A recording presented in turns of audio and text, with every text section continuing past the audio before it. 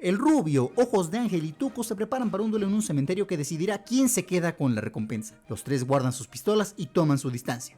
Lo que sigue son múltiples tomas en primer plano de las armas y las miradas de los protagonistas. Se mantienen quietos por más de 4 minutos, donde no hay ni un solo diálogo. Solo escuchamos la espectacular banda sonora de Ennio Morricone hasta que...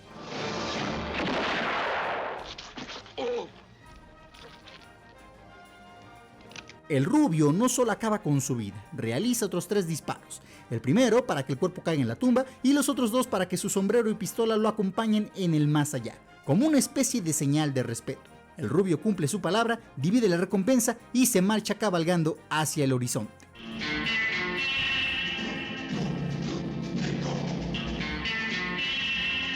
Para mí, esta escena es el perfecto ejemplo de lo que representa uno de los géneros cinematográficos más antiguos, exitosos y emocionantes de la historia. Así que es hora de hablar de su origen, evolución, caída y resurgimiento. Por eso hoy, en Cine Estilo...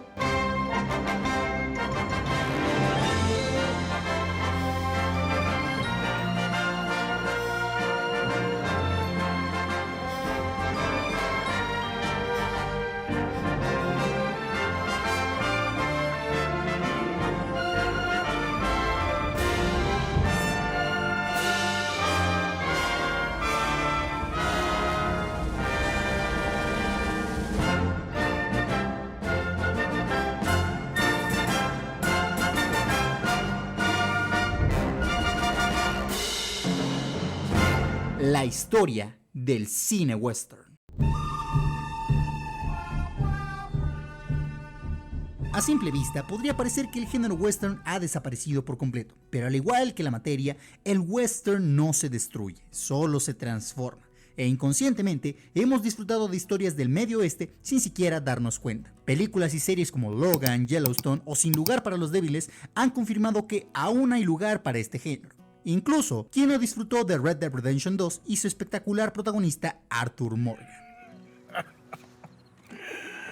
You're too smart for me, sister.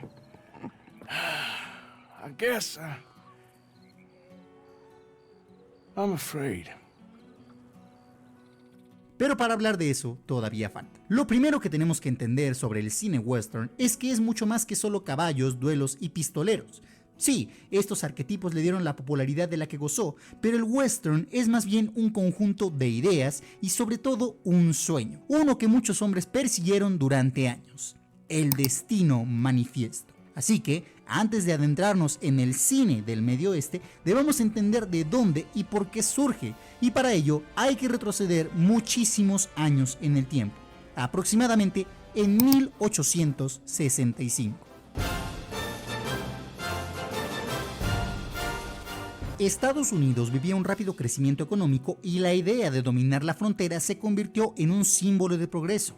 El americano, con el sudor de su esfuerzo y la bendición de Dios, eran capaces de construir lo que fuese. Y gracias a la revolución industrial, la expansión territorial sería mucho más sencilla. Así, la doctrina del destino manifiesto encapsuló la idea de que era el derecho y el deber de Estados Unidos ocupar el oeste, argumentando que era beneficioso para el país, la civilización y sus valores democráticos. Sin embargo, esta visión reflejaba un sentido de superioridad y en poco tiempo la idea se convirtió más bien en una doctrina política y social que justificaba la anexión de territorios, y para los pueblos indígenas esta política significó la usurpación de las tierras, el desplazamiento forzado y la represión cultural. Es por eso que en las primeras cintas del Medio Oeste, los nativos son retratados como los antagonistas, las personas que se resisten al inevitable cambio. Con el tiempo y al darse cuenta que poner al nativo como el villano era una completa estupidez, estas tribus se convirtieron en valiosos aliados de los forajidos e incluso un vaquero podía enamorarse de una de estas valientes mujeres. I can't remember what I wanted to say. Tell me afterwards.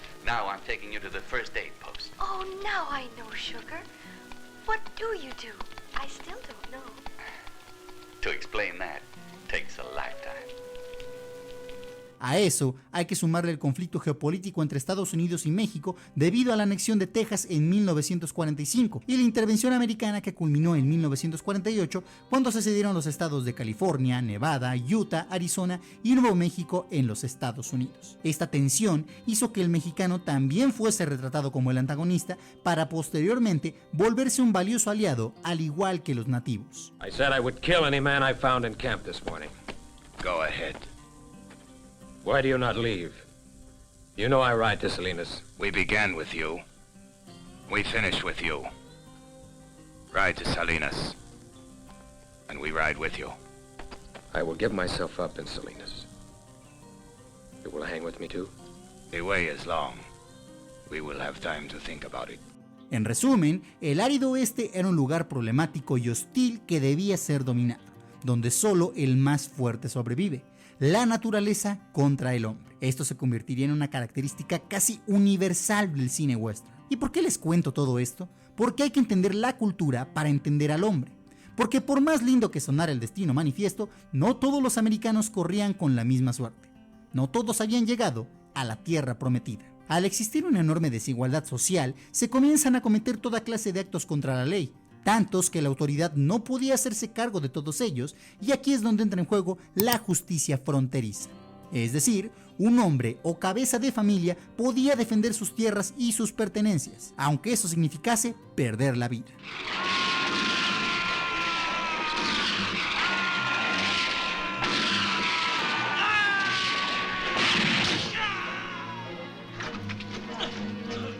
Con el tiempo, América se convirtió en una nación mucho más regulada y civilizada y el estilo de vida del Medio Oeste desapareció. Pero dejó tanta huella en la historia que pronto el cine sería el medio ideal para contar todo tipo de mitos, relatos y anécdotas. Y una vez que hemos comprendido cómo era la sociedad americana en aquellos años, finalmente podemos hablar de los inicios del western en el cine. La cultura del Medio Oeste se convirtió en una especie de leyenda, al igual que muchos hombres que adquirieron fama debido a sus acciones, ya fuesen buenas o malas, como Billy the Kid, Wild Bill Hickok, Buffalo Bill, Johnny Bill o Bill Pickett. Es bastante curiosa la cantidad de personas que se llamaban Bill en ese entonces. Las hazañas de estos hombres inspiraron la creación de novelas literarias conocidas como Edisonade o novelas de 10 centavos, y fueron obras como La Pradera, El Virginiano o Bitácora de un Vaquero las que inspiraron la creación de los primeros filmes del Medio Oeste. La primera película considerada perteneciente al género western es El Gran Robo del Tren, estrenada en el año 1903. Con una duración de apenas 12 minutos, narraba la historia de un par de forajidos que detenían un tren para despojar a los pasajeros de sus pertenencias para posteriormente ser perseguidos por la ley hasta encontrar su inevitable muerte. Lo más destacado de la cinta es quizá su última escena donde se rompe la cuarta pared.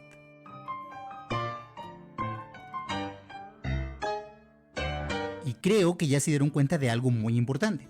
Cuando se estrena esta cinta, aún era la época del cine mudo, por lo que estas películas no fueron reconocidas como un género propio hasta que los estadounidenses comenzaron a verlas con mayor frecuencia a lo largo de la década de 1930. Y es que el western, en comparación a otras películas de la época, sí necesitaba del sonido para que fuese mucho más espectacular. Honestamente, ¿qué preferirías ver? ¿Esto?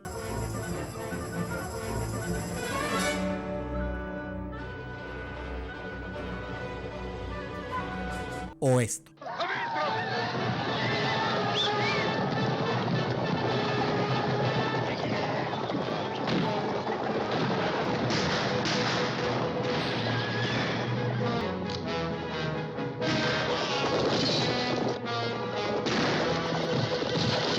El camino hacia el éxito del cine del Medio Oeste fue bastante complicado. Los western eran considerados películas de serie B, es decir, producciones de bajo presupuesto. En aquella época, los cines sufrían el auge de la Gran Depresión, así que empezaron a proyectar 2 películas en lugar de una. Esto se conoció como la función doble, que fue un elemento clave en la época dorada de Hollywood. La película de serie B se proyectaba primero, seguido de la esperada película serie A.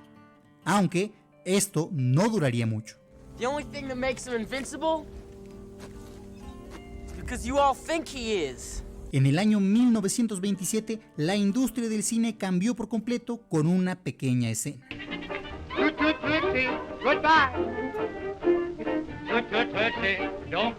Como ya explicamos en el video de la historia del cine musical, que si no lo has visto te dejo un enlace aquí arriba, el sonido llegó a la gran pantalla con el cantante del jazz gracias a la creación del sistema bitáfono. Gracias a este avance tecnológico, los musicales gozaron de una gran popularidad durante muchos años, al igual que las películas western.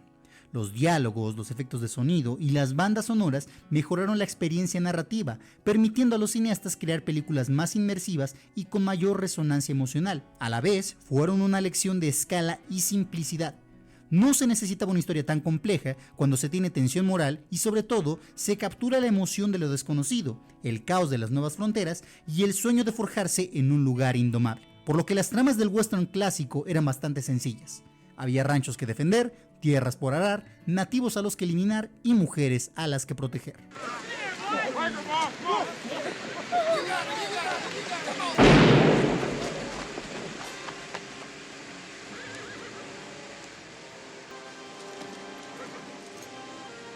La característica esencial del western clásico era el triunfo del bien sobre el mal, ya fuese de la mano de un sheriff que ejercía la ley o en su caso un heroico vaquero tomaba las riendas para salvar a la sociedad. El icónico vaquero Tom Mix marcó el ritmo y los clichés de los westerns cinematográficos desde el principio, luciendo su enorme sombrero blanco mientras se enfrentaba a los villanos con sombrero negro. Antes de la Segunda Guerra Mundial, identificar bandos era bastante sencillo. Si llevabas bigote, te disparaban. Y si eras el bueno, te llevabas a la chica mientras cabalgabas hacia el atardecer. I want you to stay. Then I'll tell him. You will? I will.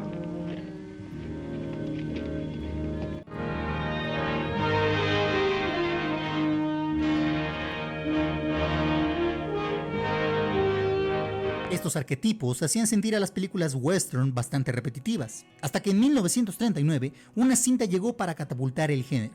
Me refiero a La Diligencia del director John Ford.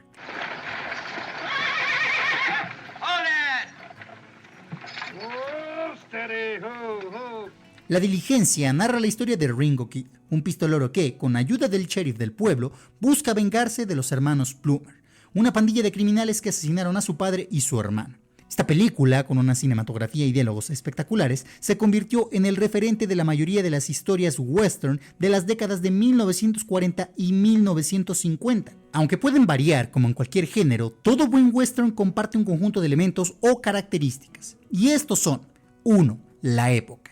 La mayoría de tramas transcurren entre la Guerra de Secesión y finales del siglo XIX, aunque a menudo descartan la precisión histórica para priorizar la atmósfera. 2. La ambientación. Los escenarios más comunes en las historias del oeste americano son las inmensas llanuras, las mesetas y las cordilleras, así como los pueblos y ranchos en medio del desierto, alejados de cualquier contacto con la civilización. Aunque el frío y la nieve por las bajas temperaturas también eran capaces de acabar con la vida de cualquier hombre. Black! Black! Don't let me die alone! Stay with me! Black! Quédate conmigo! Black, vente! ¡No me dejes! Black! Black! 3. Los personajes. En el western son fundamentales protagonistas como el vaquero estoico, el noble agente de la ley, el forajido despiadado y la resiliente mujer.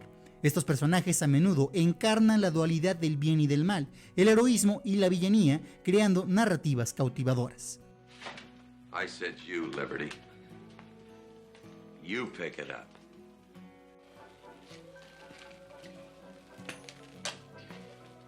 Try it, Liberty. Just try it. 4. El conflicto. En el corazón del western se encuentra el conflicto, ya sea el hombre contra la naturaleza, el hombre contra el hombre o el hombre contra sí mismo. Tiroteos y enfrentamientos son elementos icónicos que simbolizan la lucha por la supervivencia y el dominio en un entorno hostil e implacable. Did you see that? Yes, sir. He drew first. También existe un quinto elemento del cual hablaremos en un momento cuando el western tenga que evolucionar para no quedar en el olvido. En la década de 1930, ir al cine comenzó a ser más una cuestión de ver películas individuales y a sus estrellas en lugar de simplemente ir al cine. A finales de la década, el western había comenzado a ganar popularidad con estrellas como Randolph Scott, Gary Cooper y John Wayne. Wayne es quizá la estrella más famosa en la historia del western clásico, actuando en más de 80 cintas a lo largo de 50 años de su carrera, entre las que destacan Red River, Río Bravo y la que es para mí la mejor cinta de esta etapa y con uno de los mejores planos en la historia del cine, The Searchers.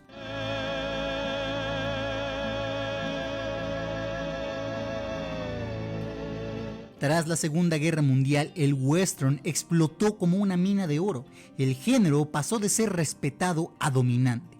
Esta fue también la era de los subgéneros. Teníamos los westerns de caballerías como She Wore a Yellow Ribbon, las sagas de los forajidos como The Gunfighter e incluso vaqueros cantantes como Roy Rogers y Gene Autry que daban serenatas mientras cabalgaban en perfecta armonía.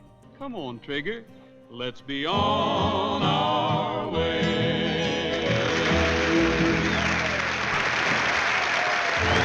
Sin embargo, como cualquier mina de oro, en algún momento la riqueza se termina.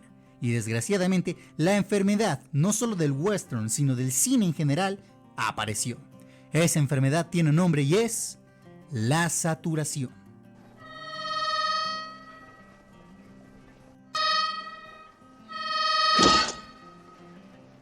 A medida que los tiempos cambiaban, el western tuvo que adaptarse a ellos. Las películas idealistas que demandaban los espectadores de los años 50 fueron perdiendo popularidad. Si bien los 50 habían sido un año de disrupción social, no eran nada comparados con la llegada de los 60. Ahora, los hijos de quienes nacieron durante el boom de la posguerra se convertían en adolescentes que exigían cambios en todos los ámbitos de la sociedad, por lo que no les interesaba ver películas western. El género se había sobresaturado y se había vuelto predecible. Con cada película siguiendo la misma narrativa de buenos y malos, rápidamente se volvió aburrido. Además, la popularidad de la televisión estaba en aumento, con programas que podrían ser mucho más vanguardistas y por lo tanto más atractivos para los adolescentes obsesionados con la contracultura, lo que provocó una disminución de la asistencia al cine. Por lo tanto, el cine y sobre todo el western tuvieron que evolucionar para sobrevivir. Afortunadamente, al otro lado del mundo, un director de nombre Sergio Leone llegó con la medicina para alargar la vida de este género. Esta medicina se llamó Spaghetti Western.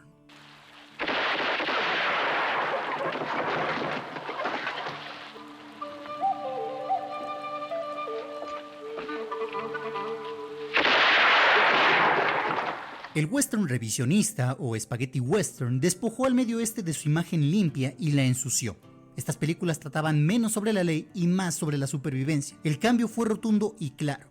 El western perdía su inocencia, pero aún no estaba del todo muerto. Lo que este periodo muestra a los cineastas es cómo los géneros pueden renacer a través de la confrontación. El spaghetti western desafió el mito del vaquero noble y lo reemplazaron por la ambigüedad moral. Si el western clásico se caracterizó por su visión optimista del destino manifiesto, el western revisionista era su antítesis absoluta.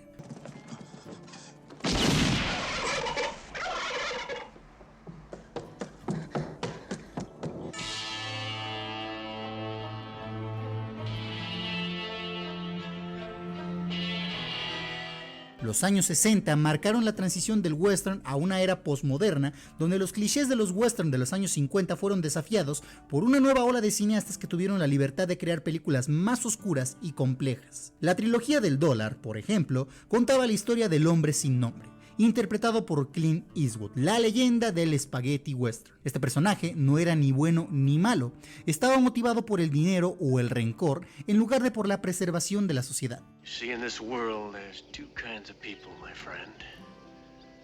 Those with loaded guns, and those who dig. You dig. El western revisionista consolidó las 7 tramas básicas que encontraremos en este género. 1. Historia de Union Pacific. La trama gira en torno a la construcción de un ferrocarril, una línea telegráfica o algún otro tipo de tecnología o transporte moderno. 2. La historia del rancho. La trama es sobre amenazas por parte de cuatreros o grandes terratenientes que intentan expulsar a hombres de sus tierras y sus pertenencias.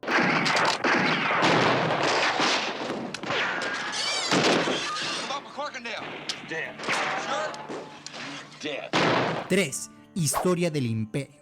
Implica construir un imperio ganadero o un imperio petrolero desde cero. Es una trama clásica de pobreza a riqueza. 4. Historia de venganza. A menudo, un vaquero o forajido perseguirá a un hombre que le hizo un gran daño en su vida. Estas historias también tienen elementos de misterio. 5. La historia de caballería e indios. La trama gira en torno a la domesticación de la naturaleza para los colonos blancos, como Pocahontas o Avatar, llegándose a poner del lado de los nativos americanos. Yes. Your great white father writes on his paper and says, "This is my word." But it is not the word of his people. And soon the other whites will come and spit on the paper when our people are weak. When your rifles are many and our babies go without milk, soon we will be pushed into a corner and our bones will whiten the grass and we will be nothing. 6. La historia de forajidos, las más populares, donde un grupo de hombres defenderán su honor salvando a gente inocente. 7. La historia del mariscal, centrada en un agente de la ley y los retos que enfrenta para restaurar el orden. Las décadas de 1950 y 1960 marcaron el apogeo del western con una producción masiva de películas. Lo curioso es que la mayoría dejaron de hacerse en los Estados Unidos para filmarse en los desiertos de Italia o de España. Este periodo estuvo dominado por directores como John Ford, Howard Hawks y Anthony Mann, así como las prolíficas actuaciones de estrellas como Clint Eastwood, James Stewart y Henry Fonda. En este punto, la televisión también se adentró en el género con series como Bonanza, llevando al western a los hogares de millones de personas. Este cambio en el género permitió a los western mantener su éxito con otras películas como Butch Cassidy and the Sundance Kid o The Wild Bunch. Sin embargo, para cuando llegaron los años 70, el panorama de Estados Unidos estaba cambiando nuevamente y esta vez el western no sería capaz de adaptarse. Es irónico que aunque el spaghetti western es la etapa más reconocida del género, es la que duró menos tiempo. Y es desde este punto donde inicia la decadencia del western en el cine. El medio oeste había alcanzado su punto máximo como un producto viable de Hollywood, en parte afectado por una combinación de saturación del mercado y agotamiento genérico, pero además por los cambios sociales y culturales. Varios factores contribuyeron a este declive de popularidad, como el movimiento por los derechos civiles, la resistencia a la guerra de Vietnam y una creciente crítica a la violencia y a la guerra. El western llegó a ser visto como una glorificación violenta, razón por la cual resultó anticuado y problemático. Además, con sus mensajes de heroísmo y simplicidad moral, comenzó a perder relevancia en una época en la que el público se interesaba cada vez más por historias más complejas con una visión crítica de la sociedad. Esta fue la época de películas más realistas y del auge de los géneros policial y de suspense, así como el inicio de una nueva ola de películas de ciencia ficción y dramas urbanos. Los años 70 fueron complicados, con un declive económico que provocó un cambio en el estado de ánimo del público. Este cambio llevó a la gente a querer un escape de la realidad, un escape que el western ya no podía proporcionar. Aquí es donde los nuevos géneros comenzaron a surgir y tomar el control, siendo clave la ciencia ficción. Y la cinta responsable de dejar al western en el pasado es una que todos conocemos.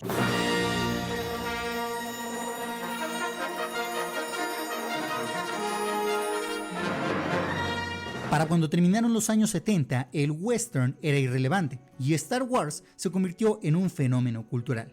A la gente todavía le gustaban las historias de héroes, pero ahora los querían en galaxias muy lejanas. Los westerns empezaron a resultar lentos y demasiado silenciosos para el espectáculo que el sistema de audio Dolby ofrecía en las salas de cines. Aunque decir que el western murió en los años 70 sería un completo error, simplemente volvió a evolucionar. Star Wars es a menudo considerada un pseudo-western, con escenarios como el planeta desértico de Tatooine y personajes como el pistolero Han Solo que recuerdan mucho a este género.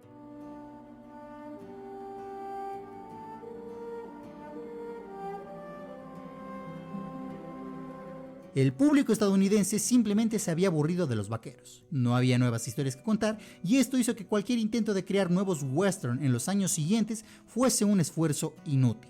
Pero si hay algo peor que la saturación, eso es la parodia, la mayor señal de un género agonizante. Le pasó al fan footage, al slasher, a las distopías adolescentes, a los superhéroes y lógicamente el western no es la excepción. Little Big Man de 1970 y Blazing Saddles de 1974 fueron las cintas más exitosas del medio oeste, siendo ambas versiones cómicas del género.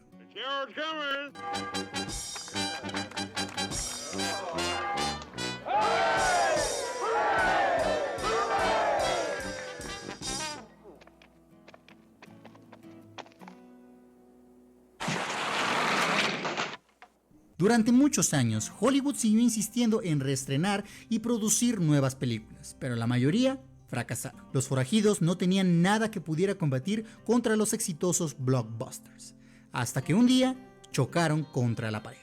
En el año 1980, la productora United Artists se declara en bancarrota y cierra sus puertas ante el inminente fracaso de La Puerta del Cielo.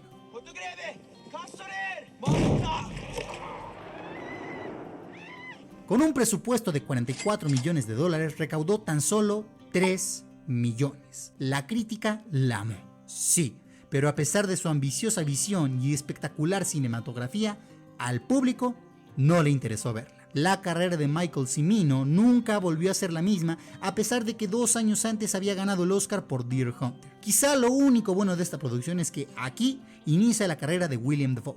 Ahí, ese extra de ahí atrás, ahí está. La Puerta del Cielo dejó una gran moraleja. Los cineastas no pueden revivir un género simplemente imitando sus clichés superficiales. El público evoluciona y la nostalgia no sustituye la relevancia. Los estudios captaron el mensaje fuerte y claro. Los western eran ahora un riesgo comercial. Y en la industria, cuando algo deja de producir dinero, es momento de dejarlo atrás. Aunque, como dije al principio de este video, al igual que la materia, el western no se destruye, solo se transforma, y el siguiente capítulo del género es el neo-western. Pero este video ya se alargó demasiado, así que dejaremos este tema para otro momento, donde veremos cómo estas historias rescatan las bases del western clásico y revisionista para crear joyas cinematográficas contemporáneas. Por ahora, solo nos queda agradecer al cine del Medio Oeste que, más que un género cinematográfico, es un reflejo de la propia identidad cultural estadounidense y de las transformaciones que ha experimentado la sociedad.